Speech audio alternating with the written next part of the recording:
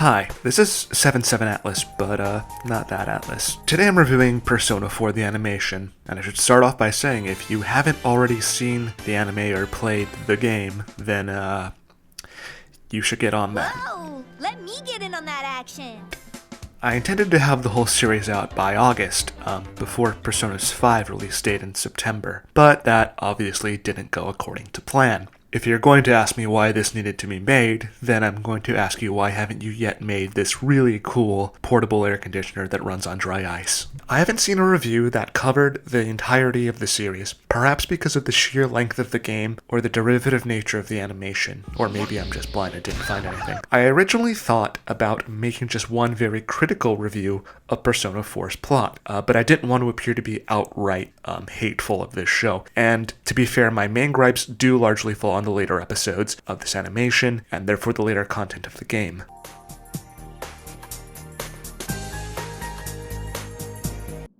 Persona 4 handles its setting well. The opening scene, for instance, is supposed to set a gentle and refined ambience. But fuck that! Fuck the police coming straight from the underground! If you're wondering why I did that, it's because these scenes don't have a point. And because unlike the game, you can't come here to future. Persona 4 begins with an introduction into the Velvet Room.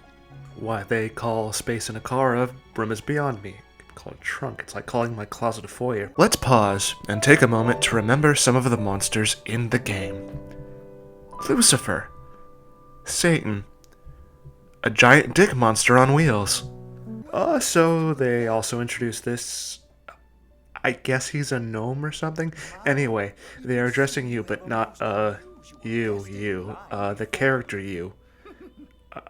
Who technically is you because this game is based on an RPG, but it isn't the game, so it's you, the audience? The fuck is this show for? So, the opening. What, I don't have anything bad to say about it. The music is fine, the animation quality is fine, I got none. If you like anime, go watch it.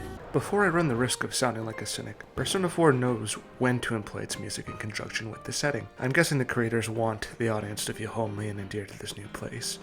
Inaba, even before the characters even arrived, and the music will often be the difference between whether the show conveys a sense of comfort or suspense.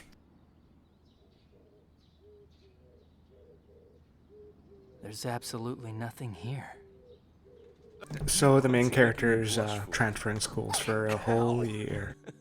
Here's the main character, Mr. Blankface. In fact, I've written an entire script just to describe his personality, and here it is.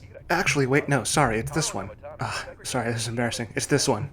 Yeah, there we go. Damn, sorry it's like this. It sucks you had to pick up and move just because you... Oh hey, it's the completely unimportant, unsuspicious, insignificant gas station attendant who, I'm sure, is not in any way related to the plot, and, in the same vein, not a spoiler of any kind that definitely is not an ancient deity from the Kujiki, with nothing better to do in its spare time than work at a fucking gas station, and will play absolutely no role in this animation whatsoever, and who, especially, won't set the plot into motion. Sorry for the delay. Ready to go? Are you okay? We find out that Dojima is a detective, and promptly leaves the house in a manner that suggests that this is fairly normal, thus allowing his daughter to be raised by television and brainwashed by corporate advertising. Every day is great at your Juness. Every day is great at your Juness. Yu then falls asleep and has a strange dream, where a voice calls out to him, but he doesn't quite yet understand what it means. Sorry, I just want to nitpick here for a second. Although we the audience are not properly introduced to Yosuke yet, why is he riding a bike to school for the first 2 days in episode 1, and then never again? I mean seriously, he shows up to school the next day without a bike. Fugitive. Go on, introduce yourself. I'm Yu Narukami. Heath, and you were just ogling that innocent young girl by the window, weren't you? Your name is going down on my Shit! rotten little shit list. I come from... Alright, my terrible jokes do need to stop for a bit, especially before I go on too long. If you've made it this far into the video, then let's talk about where Persona 4's strengths lie, and where this is evident in episode 1. Persona 4 does its job well in demonstrating that there's already a dynamic in place between the major characters, Chie, Yukiko and Yosuke, and it accomplishes making the world feel whole, and the interactions between the characters more definite. It betters the setting in addition to its characters. One of the obvious strengths of Persona 4 is its definite character design, and its Sorry, it was an accident. I'll make it up to you after I get my paycheck. Oh, the smell.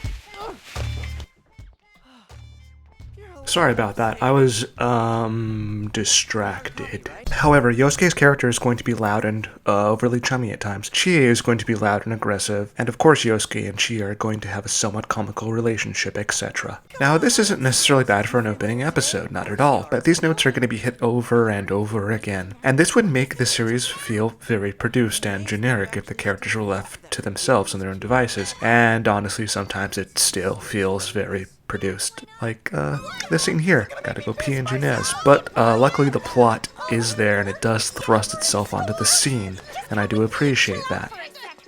What are you doing? I think I busted my ass. I'm so surprised. So they fall into the TV and meet this horrendous thing, and rather than list everything I merely dislike about him, I'll just say that in the English dub, he makes terrible bear puns. And he also single-handedly ruins the entire show! He ruins everything! Then the main character unleashes his persona and fights off the shadows that were trying to attack the group, neither of which happened in the games, but that's okay.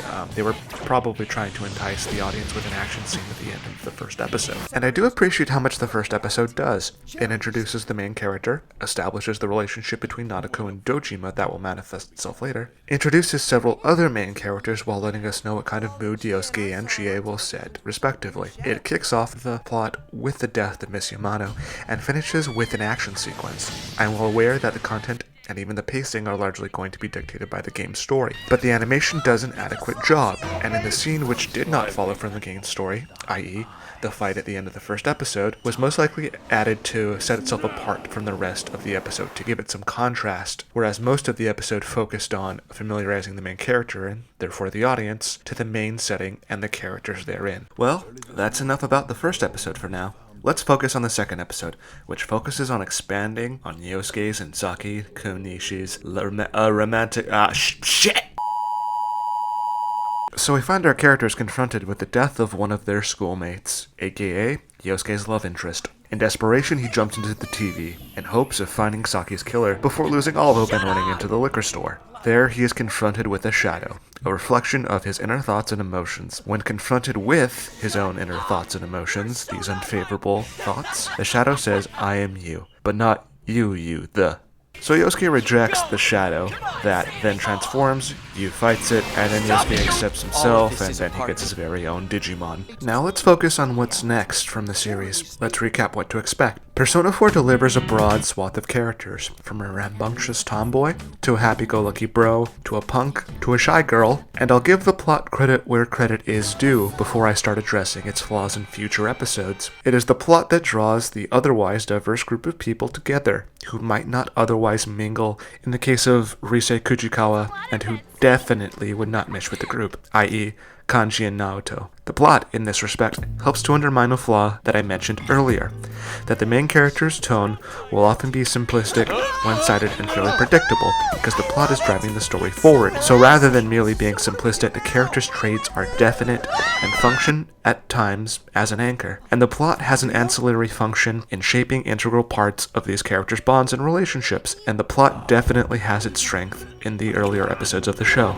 In the process of making this video, I've realized how soul-sucking video editing is. I'm still going to try and finish reviewing Persona 4 before Persona 5 releases on September 15th, no matter how unlikely that is. Stay tuned for part 2. In the meantime, you can join my Facebook. Oh, I don't have a Facebook. Okay, I don't have a Facebook. Well, that's fine. Just follow me on Twitter. Oh, I don't have one of those either. All good. Just support me on... I don't have a Patreon. Then why the fuck am I doing this?